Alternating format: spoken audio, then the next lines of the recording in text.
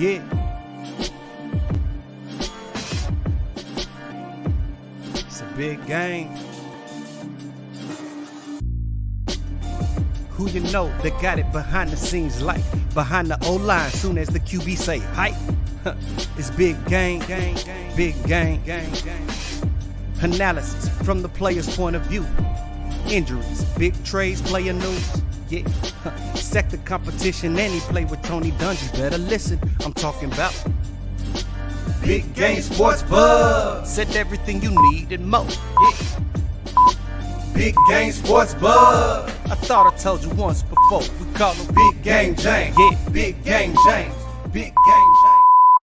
What's up, everybody, and welcome to another episode of Big Game Sports Buzz, where the sports fanatic and the pro athlete get together to talk about all things sports and everything that revolves around it. I am Jay Stocks, the buff nerd. Let's go. And, of course, I'm joined by the man, the myth, the legend, the reason why we even have the show named what it is.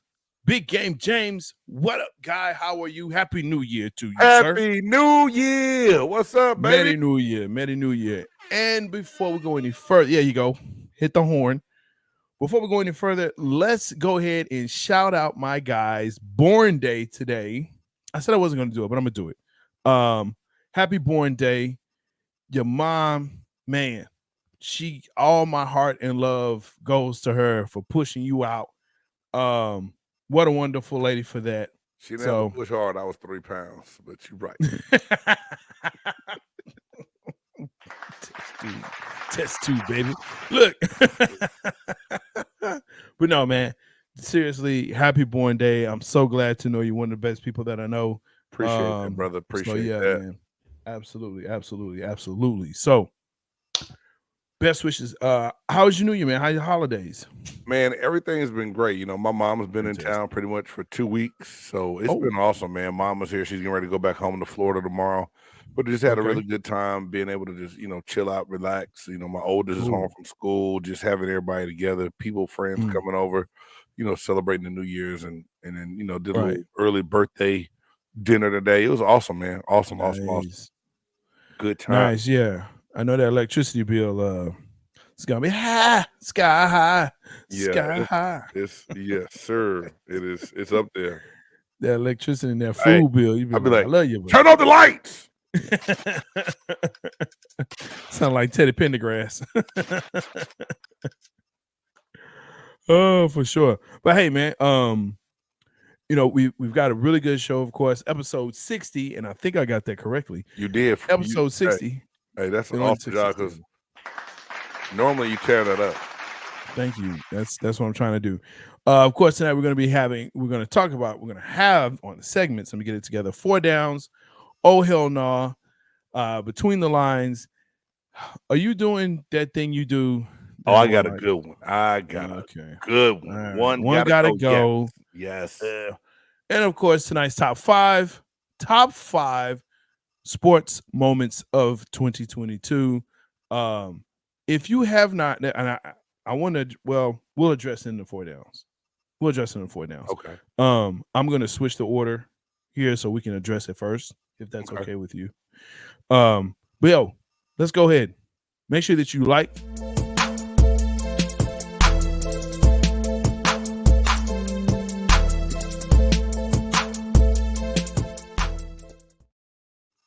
Thank you, Big Game. Awesome job. Hey, make sure that you like, subscribe, smash that bell, okay, so you know when Big Game Sports Buzz and all other Big Game Entertainment sports shows are on, podcasts are on.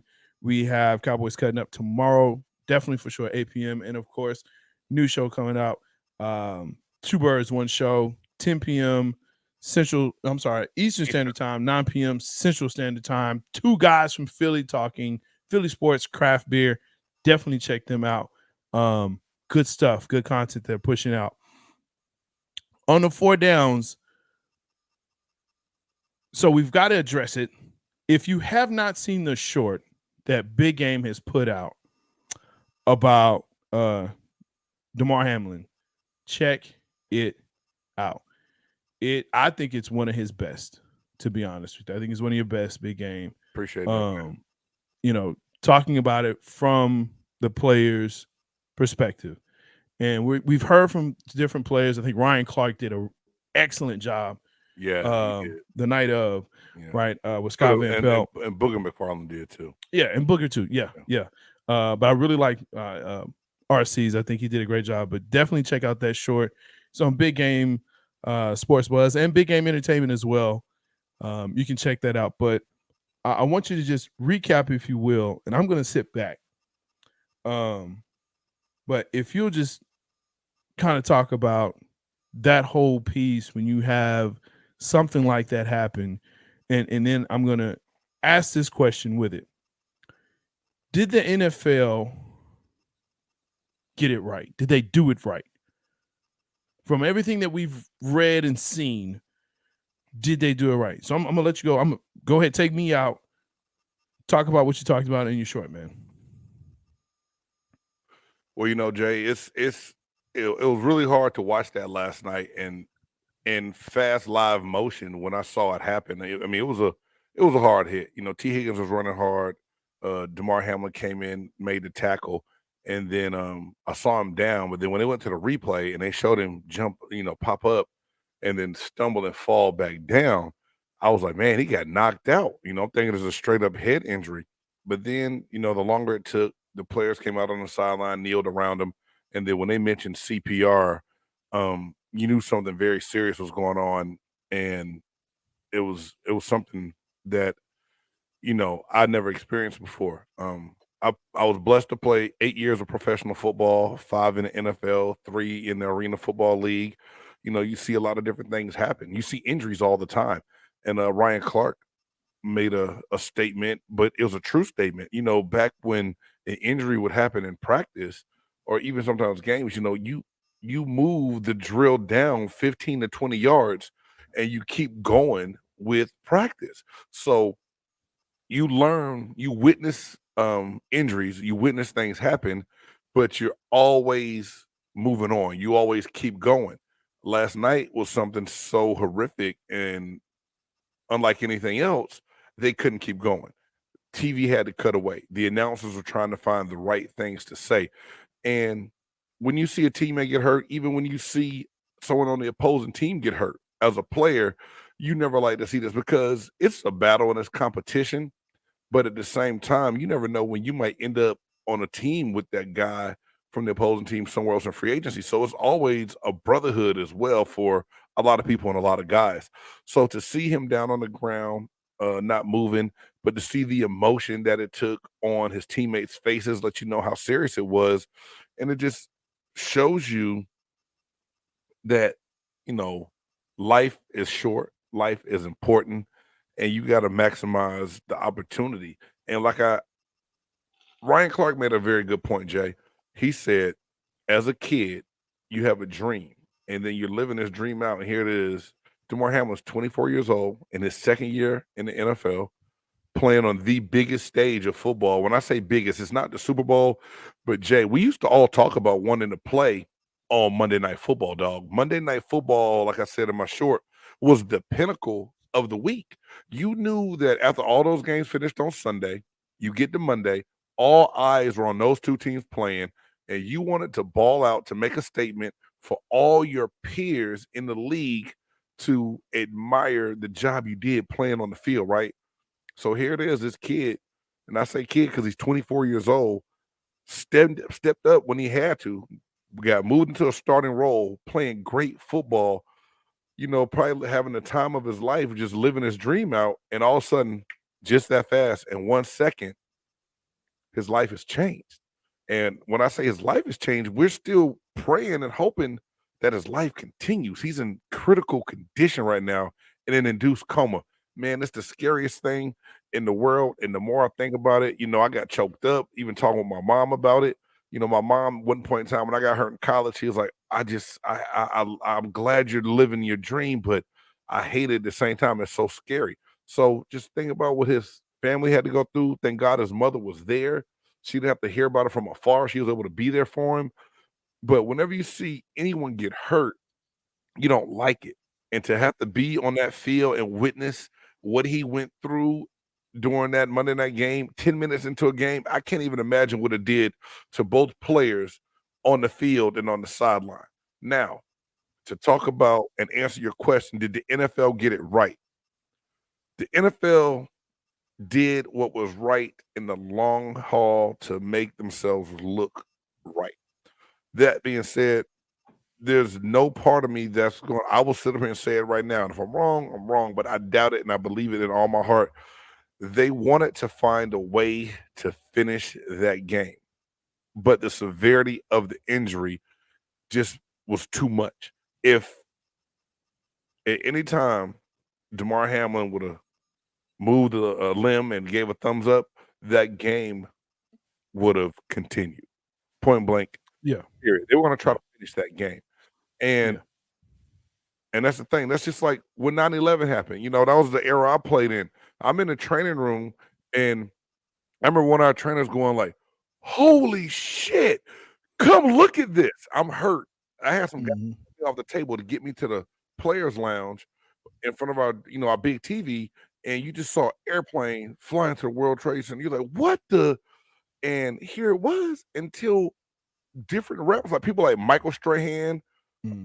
Was it Troy Vincent still playing at the time? Yeah, Troy Vincent was playing at the time. Yeah. These big name guys, they're like, all right, well, we're going to move this one game to here and move this to here. And then they're like, we're not playing football in New York, and this plane just flew into a building. We don't know what's going on. We don't know the severity of these attacks. Will they attack a stadium? It was when the players took a stand that the NFL was like, well, okay, well, we'll reschedule and move everything back a week. And that's what they did. They added that second week of the season, the first week of the season, second week of the season, I believe it was at the time. So to the end of the year. And this kind of, I think the coaches and the players, when they got together and moved it to the tunnel of the locker room, I think both head coaches, I'm going to commend them without even talking to them or knowing, but I can just tell, look at the look in their faces and eyes when they had that conversation, Jay, was more or less like, hey, look, hey man, I know this, take care of your team. Make sure you guys are right. We don't have to do this. And I'm sure they gave the New York office like, hey, look, we can't do this. These guys can't. And my thing, Jay, I don't care how good of an athlete you are. You prepare to do battle. You prepare to do your best to play against people. You don't prepare to see your teammate getting CPR, his chest compressed, and then the AED, the defibrillator had to go onto him to shock him and revive him.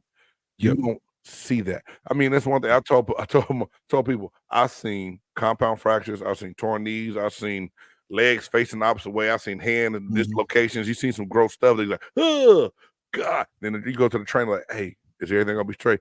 Hey, it's broke. You know, he'll have that surgery. He gonna miss some time, but everything's gonna be fine.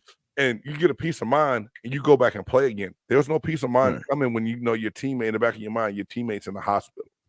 Right. You don't know if he's still breathing, not breathing, or anything else. So the NFL said the right thing, because I believe this too. Someone said it last night. Joe Buck has been covering sports for a long time. He's probably one of the most thorough announcers out there. For him to say these guys are going to take a 5-minute break and then resume, he heard that from somewhere. He got it from somewhere. And now Troy Vincent and the NFL saying, well, we don't know where they got that from. We never said that. I'm not buying that part. I believe that if they could have figured out a way to resume play and make it tasteful, they would have tried to do it. They couldn't. There was no way around the look, because we all know the NFL is a machine and they have an image that they look out for. Now, Dominic Foxworth said some great things on some different shows today about, there's a lot of other guys that have gone through different kind of things that didn't happen immediately on the field, but afterwards, that the NFL needs to take care of and think about as well. You know what I'm saying? Absolutely. We know about Damar Hamlin because of something horrific that happened on the field that you wish and pray that would have never happened, but it did. We need to bring awareness to everyone, everything that goes on. These guys that have these mental issues after the game from all the head trauma and contact. I mean, yes, players sign up for it. Yeah, I know that people will say like, well, no one's making you play. Never said anyone was making you play. But still, for this to be the most violent sport in America and still not have guaranteed contracts or lifetime health insurance, there's a problem with that, because the NFL is a multi-billion with a B dollar company, not million, B billion. And it's got to be a way to make sure that people are taken care of. Word. Hey, I can't say anything else to that. Won't say anything else to that. Thank you so much for those words and that perspective. You know what I'm saying? And yeah, I was gonna put that up there for you, man. You know what I'm saying? I was gonna let you get through that because I just didn't want to. But yeah. Aisha, thank you for coming in, Keith. Good to see you, my guy. Yeah. So other news, other things that's happening. Again, thank you for that, man. That was beautiful. Appreciate you, man. Ed Reed named head coach of Bethune-Cookman. Now, if you don't know, yeah, for sure. If you're not aware of what or who Bethune-Cookman College is, it is a historically black college, university, that is in Daytona, Florida. Okay. It is named after Mary McLeod Bethune. Yeah, I don't say Mary something Bethune. I wasn't trying to. Yeah, Mary McLeod Bethune. Okay, she was a educational, a long-time education person, teacher, and things of that, as well as an activist. She was considered to be one of the persons that laid the groundwork of the civil rights movement in its early stages. So that's the history of the school. To put some more history into this, so they used to be in the MEAC, right? Mid-Eastern Atlantic Conference. And then switched over to the SWAC, Southwestern Athletic Conference in the East, and that's where they are now.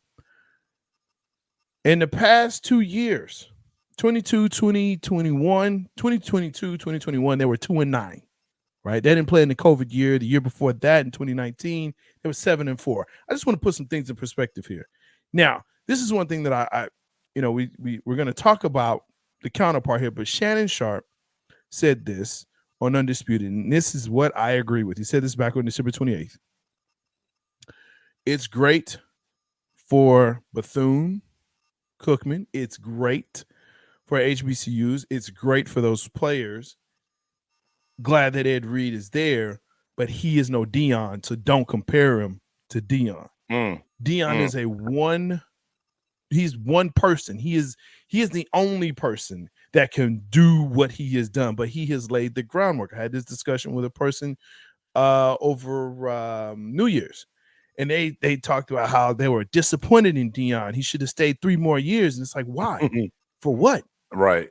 He did his job. He did something to make something better. What else did you want? He made it better. He made it better. I say he laid the groundwork, and the issue that I have is that you have people that don't support those programs that look like the people that are in the programs. So, yeah, I said that. So, if you want it to be better, he's already laid the groundwork. Now take it forward. You have Ed Reed that's now in the league. You have Eddie George. You have Hugh Jackson. You have people that are from the NFL that are coaching, head coaches. Bring your people with you, bring a system, bring people that know how to play, right, with you, because he came from the U. So he understands the culture of winning. Right. He understands that. So big up to him. I don't know how this is going to work out. I don't know. But you have more eyes now on HBCUs. Right. Jay, this is my thing. I called it the Deion Sanders effect. Because I believe a couple things.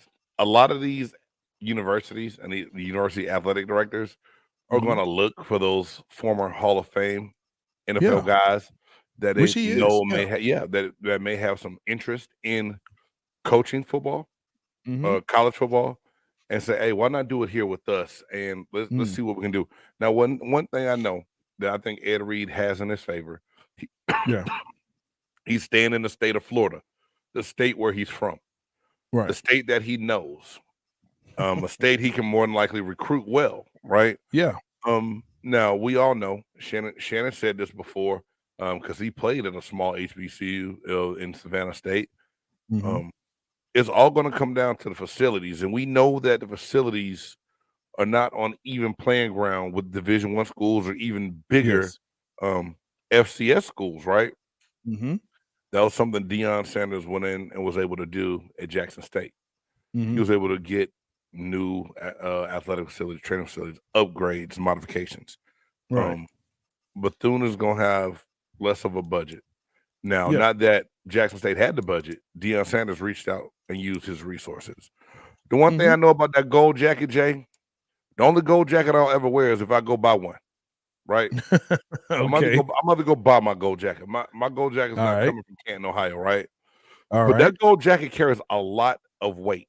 It gets you into a lot of doors that, your regular jacket not going to get you into. Right. So when I say, yeah, you're right. You cannot compare Ed Reed and Deion Sanders, nor do I think Ed Reed would ever want to be compared to Deion Sanders because Ed Reed is his own person, his own man. Yes. Ed Reed still has resources as well. Now, they may not be as deep as Deion's, but they're deep. And I think it's going to be enough to where he can put a positive spin and light on Bethune-Cookman and maybe help keep some of those kids home in the state of Florida and get that football program going again. Now, and this is my thing too. If Ed Reed's goal is to advance his coaching career and move on as well, he's going to have success at Bethune-Cookman. And then I wish him all the luck in the world because this is the whole thing. And when people talk about Deion Sanders lied, he told the kids that they didn't need to go to a predominantly white school to have success. Then he went to a predominantly white school to get a pay raise. And we always talk about the advancement of colored people, the advancement of black people. We want them to move on. Yeah, I want to send my son to a Division I school one day. But hell, can he have a coach that looks like him? 120 schools, and I think 5 something like black. The number of black head coaches is pathetic. Let's call it what it is. And let's be real. If Deion Sanders didn't go have the seasons that he had at Jackson State, he would have never got called by Colorado. If he didn't have the fire, the attention, the social media buzz, he never would have got hired by the University of Colorado. So let's not make it sound like he just jumped ship. He established a culture. He built his brand up, his coaching brand. The brand of primetime is the brand of primetime, right? Sure. And Ed Reed kind of has his own way of marketing himself the same kind of way. And I think it's great for everyone involved. And I think it's a trend. I don't like to call it a trend because, trends come and go. But I believe when I say it's a trend, I believe it's an avenue now that African-American players know that they have at their disposal if they want to advance a coaching career. Because how long have we talked about Eric Bieniemy getting moved up in the NFL and he's still sitting around holding the clipboard for one of the number one ranked offenses in the league and he can't get a job? D'Amico Ryans is probably one of the hottest defensive coordinators in the league, has San Francisco looking awesome. Yeah. He can't. So we got good question, Joe. We got to do different things. Yeah. Will he stay? I think, and that's what Big Game I think is alluding to is, hey Joe, how long will he stay? I think, hey Joe, I'm gonna be honest with you, dog. I honestly believe, like I said, I don't know, and I know somebody that knows Ed, and I reached out to him to try to see if he can't get me in contact, even if it's just a message back and forth, and I read the message on one of the shows. I really want to try to get Ed on here, man. I don't know what his ultimate goal is. So to me, if his ultimate goal is a coach, maybe back at the U one day when Cristobal is gone, because it's a revolving door. Deion said it. You elevating or you resignation, right?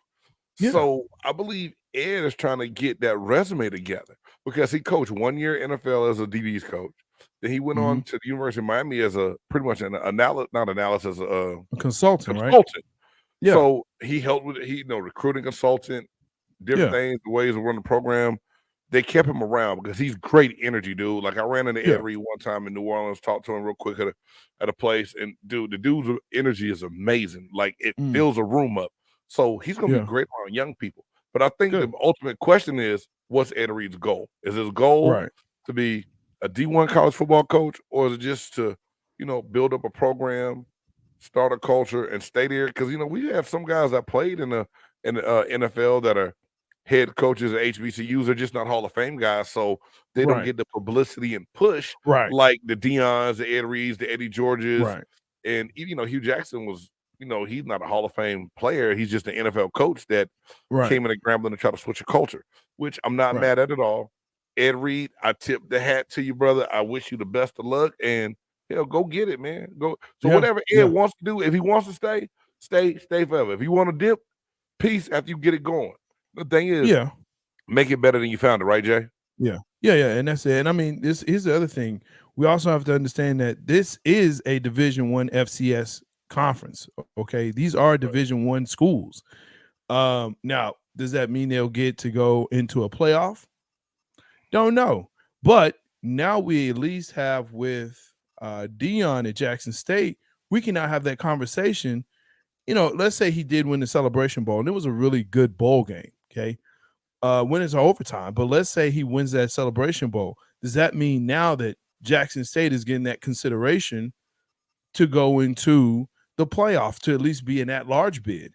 I mean, so there's some things here that I mean, you know, but it changes conversation. I get what you're saying, Jay Stocks. I get what you're saying. You know, in order to have the conversation, you have to be in the conversation. Right. So in order for you to at least say, or people to say, you know what, Jackson State, why not? Let's see. Right. And I think what's going to happen is you're going to have the comparison of course, Jackson of Coach Prime at Jackson State. And like I said, Ed Reed at Coach Reed at Bethune-Cookman. But I'm all for it. I'm here for it, man. I'm definitely going to be watching him. I'll put Bethune-Cookman app on my Fire Stick as well and go from there. But you know, like Hell Wildcats. Let's go. Hey, but you know what happened, Jay? You know what happened to Jackson State in the playoffs? They may get spanked, man. But at least, you know, hey, you never know. You never know, because that brings us to the third down, though. Okay. Right. CFP National Championships. Guess what, folks? Woo. Now, Big Game likes to say, I'm one of those people that likes to say, I told you so. You are. I told you so. I told you so. I told you so. It's something about this Horned Frogs team, and I won't say team of destiny. I hate using that term. But there's something about them and the way they play and the way Michigan and Jim Harbaugh likes to choke in these big games. It's something about it. Call me wrong, call me whatever, but this guy cannot win the big one when it matters. Those are facts. Prove me wrong. Yes, he beat Ohio State. Awesome. He beat them last year, and guess what happened? He still lost. He doesn't have a championship to his name. So here's what I'm saying. TCU did what they had to do. They were in command of that game the whole time. Yeah, it got close, but they had 2 pick sixes in one game. 2 pick sixes. Mm-hmm. I mean, who does that? You put 51 up on Michigan. 51. And that defense looked good in the Big 12 championship game and against Ohio State. I'll be the first to say this. I am a Michigan fan, just from a long time ago, not trying to be funny. And I was really pulling for TCU, Jay. I was pulling for them, but I did not think they were going to have a chance. I said it depends on if they can battle up front. Yeah, dude, they O-line and D-line had no problems at all. They O-line had no problems at all. So Joe, those now are facts. Joe, I know you a Georgia Bulldogs guy, Joe. We're gonna talk about that in a minute. But we gotta give TCU a little bit of respect and congratulate them on upsetting Michigan, which nobody thought that they had a chance to upset Michigan, right? Paul Feinbaum came on and said, TCU, nobody's gonna be watching that.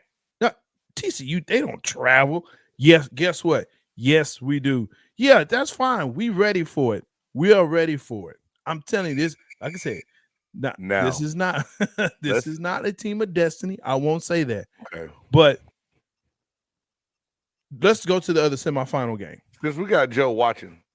We got Joe watching. What the hell happened to that defensive line and that secondary y'all had for UGA? Now, hey, Joe, you know we done talked before. You done DJ my son's birthday party back in the day, right? I'm a Georgia fan now. Don't get it twisted, y'all. Y'all know I'm a Georgia boy at heart. That's why I was born, right? That's why I like you, Joe. You said TCU win, cool, but that lack of pass rush really got me worried about Georgia because they showed up not ready to play at all. I thought Georgia was going to kill Ohio State. Weren't they supposed to? No, Well, I won't say kill. I won't say kill. According to they were supposed to. Well, they were supposed to play better than they were supposed to show better than what they did. Hey, Jay, stop. They were supposed to. Go ahead. Everyone on Georgia's team needs to send a thank you to Marvin Harrison Jr. because if he didn't get hurt, they lose that game. They lose that game. They could not stop him. They still trying to figure out how to cover him in the game. It's over. Yes, I said it. Yeah. Preseason ranked number 2. Okay, fine. Preseason ranked number 2. But the reality is that Georgia, in my opinion, they're supposed to have one of the best defenses in the nation. And you know what I'll say? I'll say they do. But it did not show that game. And so in order for Georgia, for UGA to come out in the next game this coming Monday, January 9th, they're going to have to show it. They're going to have to bring everybody plus the house because TCU has nothing to lose at this point. None. They're playing with they're not playing with house money. They playing with the community's money. They playing with the town's money. They playing with the city's money. Okay. they playing with all of it. I understand. We do. Yeah, they're gonna have to bring the house. Someone from within that school, that program is gonna have to sit them down and say, "Listen, you're Georgia defense. This is not what we do." I think it already happened, Jay. I think Kirby Smart already did that. This TCU, yeah. I can argue that. This is the worst thing that happened for TCU. That Georgia played a close-ass game on national TV and almost lost. So now I think it'll be a different team and a different mindset, knowing that they can't underestimate TCU. But at the same time, did they give TCU the formula to beat Georgia? That's what I was going to say.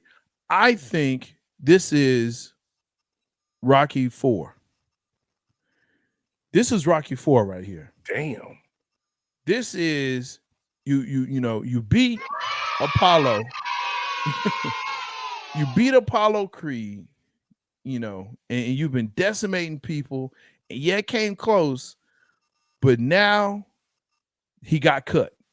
Drago got cut. And now you got he's a man. He's just a man. That's all he is. It's just a man. That's what happened. UGA was Drago. Well, yeah, he got his ass kicked. He did.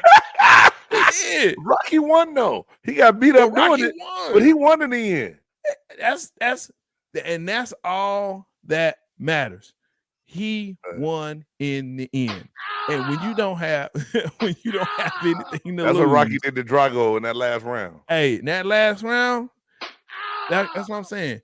That's all you need. That's all you need. At the end of the day, that's all you need, man.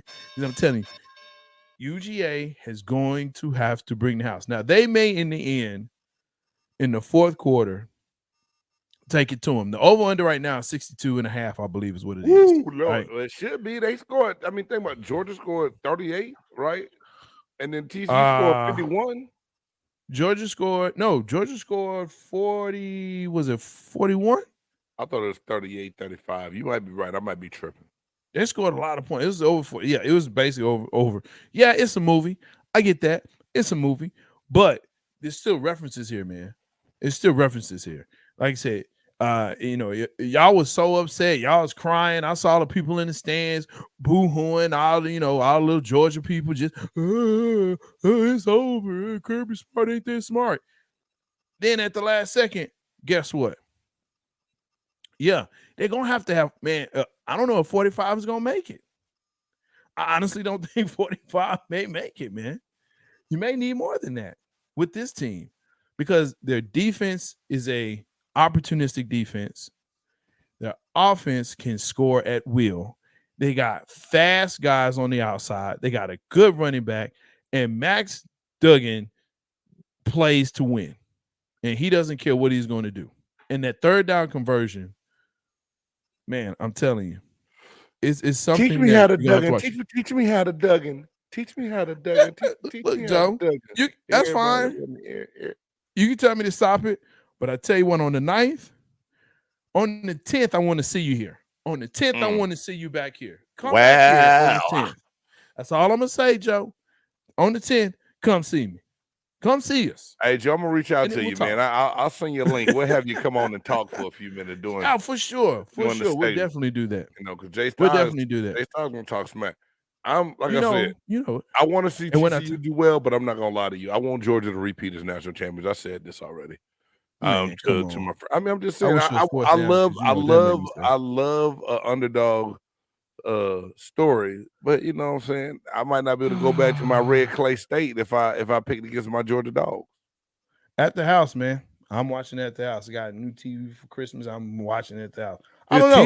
His TV is as big as a wall, bro. It's off the chain. That's nice TV. Nice TV. You know what? We may reach out, man. You know what? I may watch in a spot at your mama's house. Down in Fort Worth. It's a spot called your mama's house. I thought you were trying to be funny. What'd you say? No disrespect. No disrespect. Called your mama's house. Dog, I need to go there. I need to find that. Your mama's house. Called your mama's house. I wish my wife would call. Hey, where you at? Your mama house. She's like, boy, I'm gonna kill you. But we'll probably watch it at the house, man. You know what I'm saying? And, hey, come on through. That's for sure. But yo, let's get to this fourth down. Keeping in CFP. And actually bowl season, major wins and major losses. What made you say, wow? What made you say, wow? All right, man. First and foremost, since you kicked that off, I feel like you asked me a question. And one major loss, I witnessed it yesterday. The USC Trojans in the Goodyear Cotton Bowl, up 15 points with 4 minutes left, and they lost the game. First and foremost, I will say this. I was so happy to see Heisman Trophy winner Caleb Williams in person, to watch him play. One bad play, one bad interception early in the game that I wasn't crazy about. But that USC defense, man, was a total letdown to me. And for them to play the way they played most of the year, to make a bounce back with Lincoln Riley taking over, shout out to the USC Trojans. You know what I'm saying? I'm not going to sit up here and dog another LA team like I usually do when but they were a wreck. That defense was a wreck. That defense has been a wreck. Yeah, the defense has to get rectified. You're right, Jay. But they can't tackle the ups. They just got number 22 for Tulane drafted for sure. Yeah. Oh yeah. He can punch his ticket to the NFL draft now because of the USC defense. No doubt about it. But I'm just saying that was a major. Because your team suck, Aisha. Sorry. Hey, babe, we can't say capping no more. Capping means lying. So we got to change that. Like the capping, for how we said capping works, but for the new age people, why are we dragging your team? Why we dragging your team? Why are you dragging? Because your team suck. Oh, wow. Right, Joe? They trash.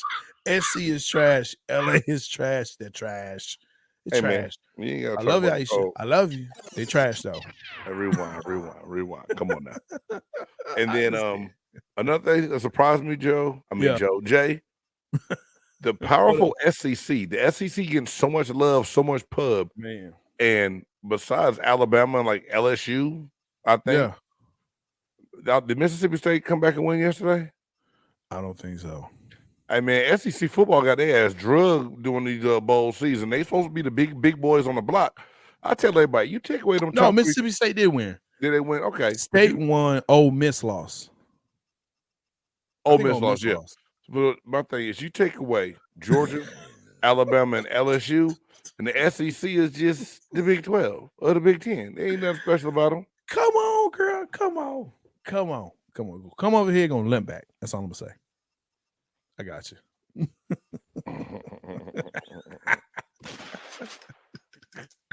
Look, that was your win, that was your loss, or your wows? My win? Yeah. Oh man, I don't know. Do I give it a pin? I don't know who to give it to. It's like 9,000 bowl games. I watched a lot of them. I got 3 on some. And I may agree with you. You might rejar my memory, dog. Yeah. Okay. So look, my win was obviously Tulane. considering this is considered the True. turnaround, the biggest turnaround 11-2 this season. Okay, I'll give you that. I'll give in you that NCAA history, right? And of course, that means that USC is a big loser because they lost. Damn. I mean, the way and the fashion that they lost. You had to say loser like that, though? Loser. I mean, dude, it was so bad. A big win, Penn State. Now, I'm not saying they're back, but that's a great win for them. They were underdogs in the granddaddy of them all. They came in and they won. They set 2 scoring records. They set 2 Rose Bowl records for the longest plays ever in Rose Bowl history. Yeah. So, you know, you got to go ahead and give it up for. Yeah, Joe, they looked good. They looked good. And this is the same coach that is on the hot seat for whatever reason, right? With who he shouldn't be. But Penn State looked good. Well, yeah, there's that part. But I mean, they're ranked in the top 25, hell, top 15. I think they were 11th or something like that. They're ranked in top 15. They go to the Rose Bowl. They win the Rose Bowl. I just don't get it, man. Yeah, maybe so, but you still got to play who you play. You know, you still got to play who you play. Yeah, the opt out, man. That we should have put that as a segment on here because the opt out killed a lot of schools this year. But they big tight end opted out. They were down like their 3rd tight end starting in the game. Utah, you know, it is what it is, dog.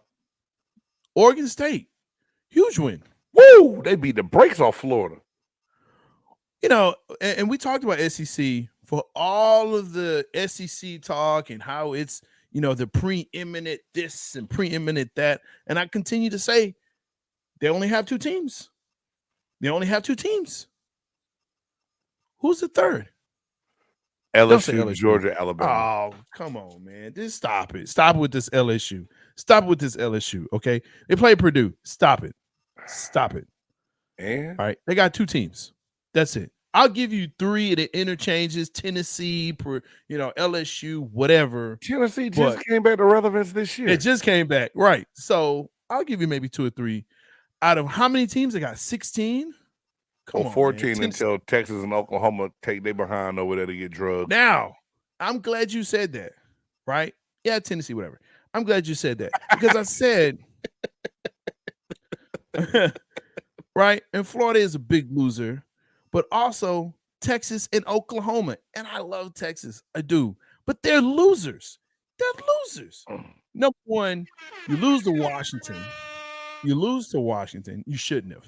Okay. You shouldn't have lost to Washington. Yeah, but Penner, that quarterback for Washington doesn't get a lot of love. He out on the West Coast, and we all sleep when he playing at night on Saturdays. He's not bad, bro. That's not a bad. Are you done? And that running back for Washington. Are you done? Man, you just a Pac-12 hater, though, Jay. We know this. I'm not a Pac-12 sucks. Pac-12 didn't win except for Washington. Oregon State. Oregon won. Oregon State won. Washington won. What did Oregon play? Oregon played North Carolina in the Holiday Bowl in San Diego. Oh, my God. You got to be kidding. North Carolina, they're known for basketball. Stop it with this football stuff, man. That's what we're doing now. We're going to discredit them? I'm not – get some credit so I can discredit. That's all I'm saying. Prove me wrong. Prove me wrong. They had more wins than the Big 12. Oh.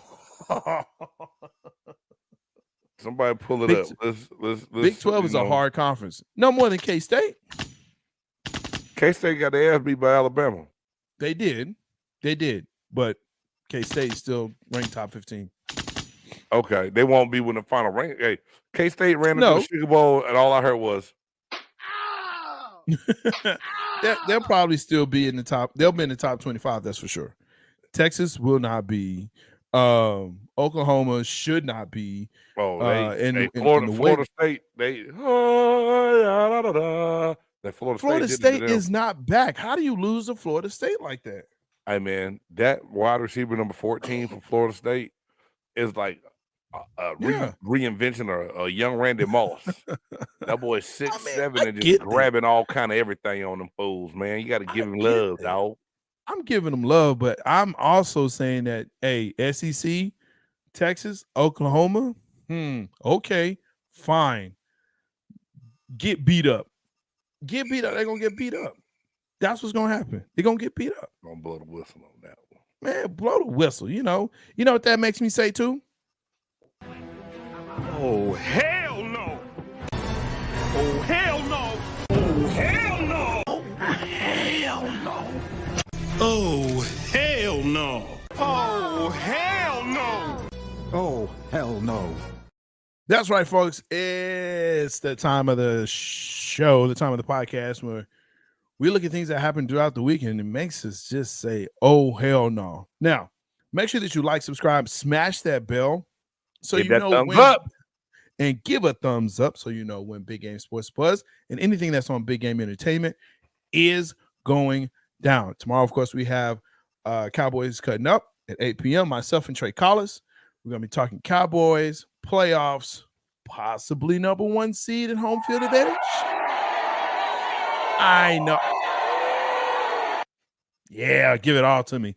And then, of course, Thursday night, 9 p.m. Central Standard Time, 10 p.m. Eastern Standard Time. 2 Birds, 1 Show. New show that we got, new podcast that we got coming. They talk Philly sports and craft beer and everything else. Just start talking to them. Those guys will just go for it. So it's funny. I asked Game, and usually we don't do this, but I asked him, I said, hey, what's your oh hell no this week? And he told me, I said, yeah, mine too. And it kind of goes without saying. We talked about, Big Game talked about very eloquently and very wonderfully about Damar Hamlin. Unfortunately, there's some stupid people out there. And this dude has been making the list here quite recently because of the stupid things that he continues to say. Every now and again, he doesn't. But this time, one Skip Bayless decided to tweet during the game. This is at 8:30. He tweeted out, no doubt the NFL is considering postponing the rest of this game. But how? ? This late in the season, a game of this magnitude is crucial to the regular season outcome. ... Which suddenly seems irrelevant. What are we doing, dude? Like, he had to come back and apologize. Here's the thing about Skip Bayless. Skip Bayless doesn't know his asshole from a hole in the ground, right?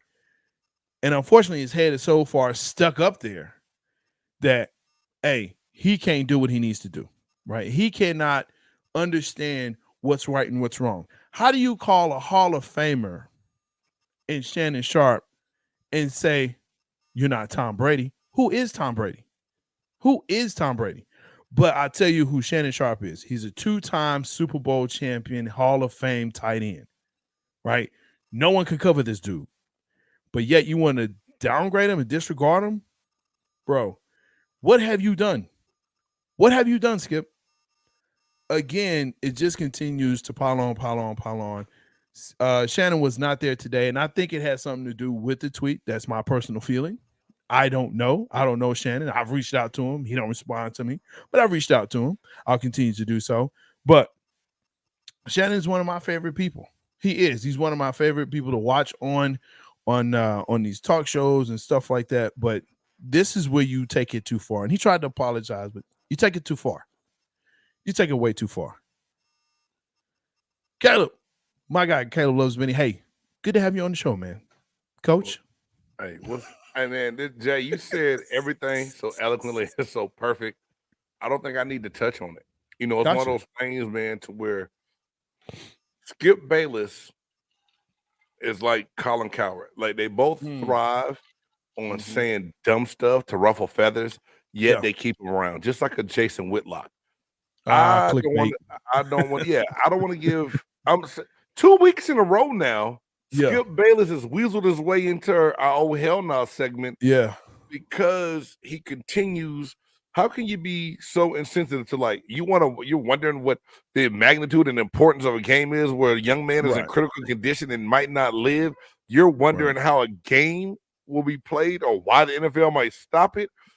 Shannon Sharp should be canceled, but Skip Bayless needs to be canceled right now.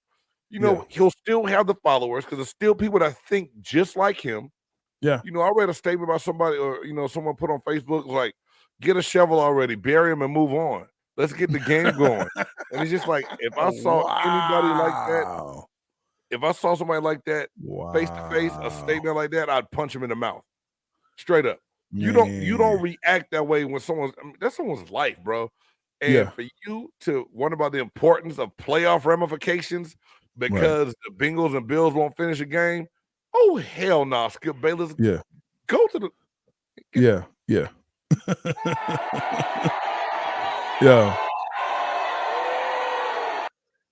Christian, my guy, what's up? And that is the way you spell his name. It's spelled weird because it's wrong, but that's the way you spell it. It's not like the country. Dude, it's different, bro. It's all good though. It's a born day. Hey, make sure that y'all say what's up to him in school and say, hey, happy born day, coach. Make sure you do that. Right? Wish him a happy 35th birthday. By the time they see me again, they'll forget. We don't go back to school until next Tuesday. There you go. 35th birthday, man. Just make sure you tell them, hey, happy 35th. Hey. What we doing next? I'm applauding you for that 35th birthday. Hey, man. It's between the lines. Let's do it.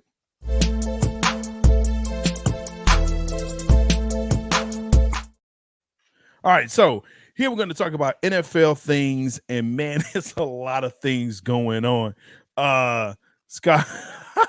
Scoggins, yo, yeah, it's dogs, but it's all good. No, Scoggins is where we work, dog. Scoggins is the name Scoggins? That's where y'all work? Scoggins. Tell them to change the name. Hey, man, tell them to change the name. Richard Scoggins worked hard in the neighborhood, in the community. Hey. We're not changing that with a school because Skog and Stoggs is close. It is close. But yeah, there you go. You know what I'm saying? There you go. Thank you, Caleb. Thank you. Titan. You just turned my light off, Titan. God damn it. My dog just turned my light out. I don't know what he did. That's all right. You know, hey, it's trying to wish you happy birthday as well. Green Bay, are they a contender? Are they for real? No, they're not for real because we knew. What did I tell you? When I told you when your Cowboys beat the Minnesota Vikings the way they did at home, that Minnesota was a front and a fake. So they just got exposed. Jay, when is Kirk Cousins? Yeah. Thank you, Joe. Kirk Kane. When is Kirk Kane won a game of significance? He's had opportunity in Washington. He had opportunities. When is Kirk Cousins won a game that mattered? And he's about to try to let Aaron Rodgers and the Green Bay Hackers back into the playoff picture. Remember when they cheated the Saints that year? Yeah. He was no call pass interference. Yeah, but that was one game and they lost the next round. So whatever. True. Hey, Caleb, I think you'll be all right, man. Just I think you'll be all right. Hey man, it's all good. It's all good. I'm he's weird. I am weird. I don't understand how they're back in this. Make sure y'all hit that thumbs up too, guys. Hit that thumbs up. There you go. I don't understand how they're back in this. I don't understand how the Packers have clawed their way back in because it can't be because of Aaron Rodgers. It can't be. Hey, not douche Dodgers. I don't want to cut you off. I just thought of something. What's up? Did you see Darren Orlovsky hyping up Aaron Rodgers and he's not back in the damn playoff shit over Tom Brady, and Tom Brady and the Buccaneers got in? Someone cut this segment out and tweet Dan Orlovsky, tag him in this shit. Dan Orlovsky, you talk like you're a Hall of Fame quarterback. You held a clipboard for more than half of your career, and you talk like you're the greatest thing to ever throw a clip. Man, he is the old saying we said, L to the R. That's what Dan Orlovsky does. He's Tarzan, and he swings from the L to the R. He's swinging on them things hard. Dan Orlovsky, it pissed me off. So, but Aaron Rodgers ain't even in the playoffs, and you're writing off. Yeah, you're writing off the GOAT. Although he's a gray-haired GOAT, he's still the GOAT, and he's better than Aaron. I don't give a damn what you say. I don't know. 45. Now they got the guys coming back. They got some key people. The line is still not where it needs to be. I don't see them. Honestly, I don't see them beating the Cowboys. That's bias, yes, but I don't think they beat anyone in the playoffs right now. The way it's set up, The Buccaneers, even with home field advantage. No, It's I'm talking tough. about the Bucks. I'm talking That's about the what I Bucks. said. The Packers. I said the Buccaneers. Yeah, I don't see The it. Packers defense looked good against a bad Minnesota Vikings team. I still don't think that Yeah. team has enough to do anything if they, No. had Dallas. So No. anyway, we're not moving out of our spot because we won where we are. We'll win the division. We'll have a home game. It's not going to change. Yeah, you'll have a home game. Now, It'll be yeah. Jay, I'm not silly enough at all. What's up, Jonesy? What's up? I'm not silly enough to sit up here and tell you that, just wait until we get in and we're gonna make a run and this is a new season. That's what everyone's saying. Yeah, that's what everyone's saying because they're used to Brady's history. I'm skeptical to say that because regardless of that, Jensen he might come back, but the injuries are still looming out there. We're still hurt in so many different places. We haven't consistently had the same team on the field all year. We haven't been able to run the ball. Now, would I bet against Brady? I wouldn't put no money on it against anybody because you just never know. But it's not the same team as last year. We made the comeback before losing on the field goal to the Rams, right? So let me ask this question. With the AFC still up in the air because of the obvious situation here, let's talk about NFC. Who is, as we go into the last week, right? It's two questions actually. Two questions. Number one, would you play your starters if you know it will not affect your standing in the playoffs? You will look like when you grow up. I think Open the time machine. I think they play the starters if you're trying to get consistency and timing. A lot of people are going to say, "Thank you, Christian." Yeah. A lot of people are going to say that you don't need to play them because it's not going to change anything. Let them rest. Right. But at the same time, if you don't have that momentum going into that playoff game and you're still rusty, I think it can hurt you as well. So I think it depends on how your team is going to benefit from playing, which in the Buccaneers case, I don't think they can afford to rest anybody. Hell, everybody been resting. They've been hurt anyway. Right. So, I'm again looking at Cowboys, looking at, San Francisco. They've clinched the division. They're pretty much stuck where they are. That's I think the other question. So that actually leads me to the second part of this is who's the scariest team in the NFC to you right now? I want to say San Francisco, just the way they've been playing since they got McCaffrey over there. Purdy has some bad throws against the Las Vegas Raiders, but at the same time, he's consistent. That defense is awesome. They're getting more and more people back with from injury as the weeks go on. I think San Francisco, because let's face it, Philadelphia is not scary unless Jalen Hurts is playing with him. And then with Sweat, prayers out to him, a serious injury he took in Sunday's game against the Saints. Yeah. That defense has holes in it. The best offensive tackle all pro with the bruised ribs. I mean, with the abdominal tear. Yeah. You got to hope that he's back for the playoffs. I mean, it's holes, it's chinks in the armor right now.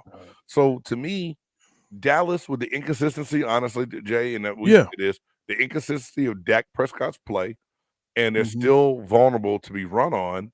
And Michael Parsons, I think, is hurt. I think Michael Parsons is he's been hurt all season. He still plays hard as hell, but he's hurt. So with that being said, out of all the other teams in the NFC, I gotta say San Francisco is the scariest team. No one's scared of Minnesota.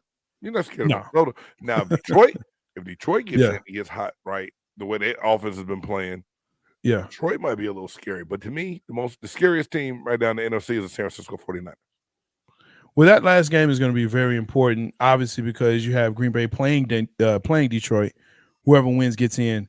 Do you play Jalen the last week? They have to. If they want to win, they showed that Gardner Minshew can't do it. Right? To me, he can't. Like they need this win. They need to buy. So to get that buy, they have to play Jalen Hurts. Don't worry about what's in my cup. It's in my cup. It's my cup. It's my cup. Bridget, what's good? Glad to see you back here. On. Let's Bridget, go. Bridget, it's been a minute. But I know you not didn't finna come bust in here your like that. behind up in here talking about let's go Dirty Bird. Falcons? And y'all y'all got lucky to beat Arizona, but goddamn, really, y'all ain't. Did got you nothing get to play lucky? for but a Did they draft get lucky? pick. Just they got as lucky. They got as lucky as we did. It's Arizona, bro. It's Arizona. Come on. I mean, they won what? 3 games?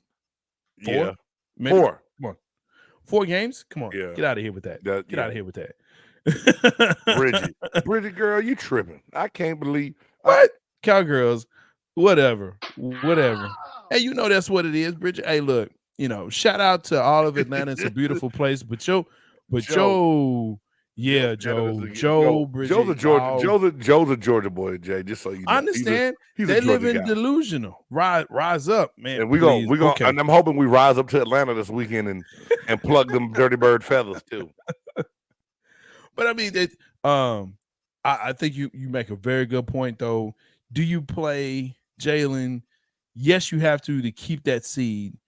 I hate when coaches though say, they talk, they have that coach talk, right? That coach speak of, we're not really worried about seeding. We just want to play. No, you're worried about it because you want that first round bye so you can rest your players, right? And you can see what's what, and you want home field advantage. Otherwise, you don't have it. Right. So yes. No, I want you to, as a fan. Yes, I want the first round bye. All right. That's between the lines. Let's get to this part of the show no one likes. Hey, man, quit saying that, dog. You're going to like this one. It's quick. It's easy. Let me drink out of my cup. One got to go.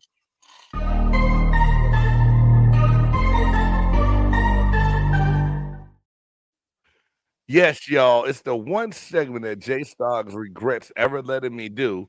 And I've ever. Yeah. So tonight, with all the sports stuff going on, one got to go, Jay. March Madness, bowl games, College World Series, or the World Cup. One got to go. Say it one more time. March Madness, bowl games, College World Series, or World Cup. One got to go. That's a tough one. Then I so you're saying one of these has to go. I don't watch ever again. Mm-hmm. Yeah, I'm gonna have to say College World Series, man. I'm the world. Yeah, I'm gonna have to, bro. It's hey, look. First, I'm gonna put this up here. Maybe, yeah, maybe. I don't know. I was a toss up for me. I ain't sure about the World Cup. Between the World Cup, she said, "Holla back." I can hear her saying it though. That's what holla back, World Cup. That's holla back. Holla back. No, but it for me, it's the College World Series. I mean, it's cool and all, but a lot of times you don't get the best players, and you won't see these players for at least another 3-4 years anyway. The way that the farm system works in baseball. And look, this last World Cup, this World Cup final was probably one of the best ones in a very, very, very long time. So, yeah, it's the College World Series. Hey, Jay, do you know how many World Cup games I watched this year? 1. 0. Holla back, World Cup. Stupid voice. No, I mean, I understand. And as a soccer fan a sports fan, this is tough to pick because it is. I typically don't. I watch College World Series. I do, believe it or not. I know I laugh at baseball sometimes, but I like College World Series. My God, Joe. Yeah, I like it too. But it's not the same energy. But just knowing some guys that when I was in college, how much that meant to them. I feel the pain. I'm saying about World Cup personally. That's just me. March Madness can't go. Let me ask you a question. Do you watch the College World Softball Series? I watch that more than the College World Series. I watch the girls play, and I think it's my boys like it. My wife likes it, and we all like. I think like the year before COVID, we all found ourselves just sitting down watching the softball series. And so I do. I really do. Like I think it's really cool to watch because women's sports gets amplified and elevated a little bit more during those times. So it's cool to watch. Yes, Joe. It was fire. It was so dope, man. It was so good. Joe, I might regret that decision I made later on, but right now, it's my birthday. I done had a little bit in my red cup. I don't regret saying bye to the World Cup at all. Aisha asked Big Game what's in his cup, asking me. She know me. She know what I drink. There's only so many things that's gonna be up in there because I don't do the light stuff. Well, look, you know what time it is. Oh, it's time for that. Hey Jay, remind them all to hit the bell, hit the thumbs up too. When we go. Okay, I'll remind y'all to hit the bell. Even when you feel low, you can still go. Even when you feel slow, you can still go. Even when there's no hope, you can still go. I never answer to no, man, I still go. Make sure that you like, subscribe, and smash that bell. Hit the thumbs up. Make sure that you like it. Tell somebody about Big Game Sports Buzz and Big Game Entertainment. That way you know when we're on, because we love, as you can see, interacting with you, our fellow podcasters. I feel like it's not just us. You're podcasting with us. So come on through and make sure that you understand, or actually make sure that you know that you can also catch us on Amazon, Spotify, as well as Apple Podcasts, or wherever you listen to your favorite podcast or platform. Okay, so we're there. We're everywhere.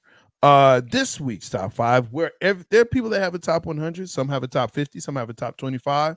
Some point out and have a top 10. But here at Big Game Sports Buzz, we have a top 5, right? Who's in, who's out. This week, top 5 sports moments of 2022. It could be any sports moment, not just NFL. Not just in NFL. You know that wasn't necessary, y'all. Yeah, he took a shot at your boy, y'all. Just let y'all know. Make sure that you put yours in the comments. We'd love to see them. Yeah, please. If you got a top 5 sports moment, 2022, let us know. Hey man, Jay, I'm going out the Jay Styles book of top 5s. There's no order to this. they were all major moments that I think impact the sports world. So I'm just gonna read a list off, and it's no particular order at all. Yeah, just Brittany Griner's arrest in Russia. Sure. And it wasn't sports itself, but just a sports figure, and how different people from different sports get treated. Mm-hmm. It was just big, and I think it opened up eyes across the world on different issues in life. Yeah. So, number 2 in my order, St. Peter University upsetting Kentucky in the first round and making it all the way to the Sweet 16 in NCAA basketball last year. Here it is, a small school in New Jersey nobody ever heard of, and then everybody running around talking about go Peacocks, go Peacocks. It was just, I love March Madness, dog. I love March Madness and what it brings. I think St. Peter's beating Kentucky was big. Yeah. One that I think is going to surprise you, because I don't think you have this. The Live Golf Association coming in and stealing away people from PGA. I just think it was big because of the country that was involved, the conflict that country has with America, and just a changing of, I don't know, it was just real weird to me. So I just think it was big. It made a lot of big news, big headlines. Live coming in, stealing away people from PGA. This next one, I think one that might tug at your heart a little bit. Serena Williams announces her retirement from tennis. The prototype. Serena, I still love you, babe. Still love you. Pull up anytime. Anytime. That restraining order might still be in place. Be careful. It is, but that's all good. And then one that I have on here that is kind of near and dear, just because I know this person. Sandra Douglas Morgan was named the first Black female president of an NFL franchise. That's right. Sandra Douglas Morgan was named president of the Las Vegas Raiders. I just think that's big. Sandra, hey, go Wolfpack. That's my girl. I'm not hating on you, Bridget. Yeah, her UGA Bulldogs and Stetson Bennett, who came in last place in the. She said right before 2023 came in. I ain't mad at you. Bridget. You they take kicked that one, girl. That's one great moment in Stetson 2023. Bennett, he came in last place, didn't he? What Anyway, did the holder do to the ball? Okay, keep going. My bad, Jay. it's all good. Hey, actually, look, Brittany Griner was on my list as well, and I actually numbered these. But you know what? I'm gonna take a page. I did. I numbered them, but I'm gonna take a page out of my own book, and I'm just gonna do it randomly. There is one though that I will say for last. Brittany Griner definitely was one for 2023. I also had PGA and Live. Like you said, it's such a big story because it actually changed the face of, or actually the way PGA did their business, and it put their business out in the streets. You're pitting players against players, known players, great players against each other, talking trash. It's awesome. Aaron Rodgers, yes, sir. Aaron, for real, talking about great segue. Tom Brady drama. Man, that was a story that dominated everything, including CNN, Fox News, because it was he's retired, he's unretired. Now he's going through marital, status and the whole thing with the crazy boy. I don't even want to say his name anymore, but you know what I'm talking about. Mm-hmm. Yeah, that dude, AB. Man, look, that drama. Wow. So yeah, that definitely was one for me. The trans swimmer, Leah Thomas. Oh, huge story. Ooh.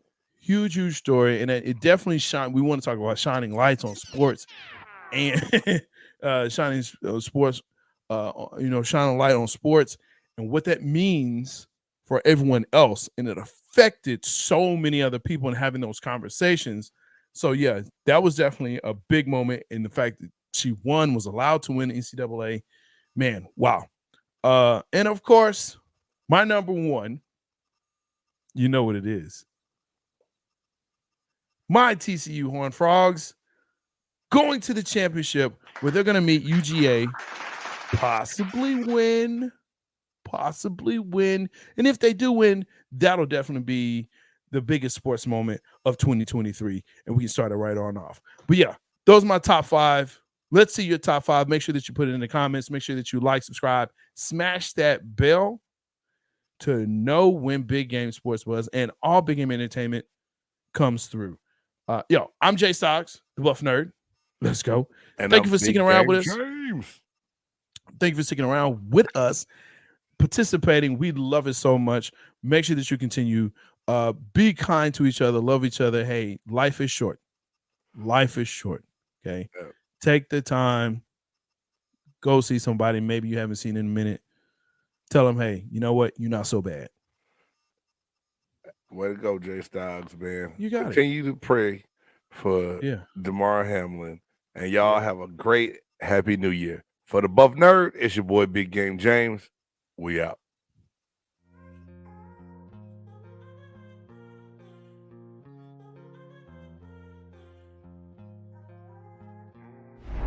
Dope.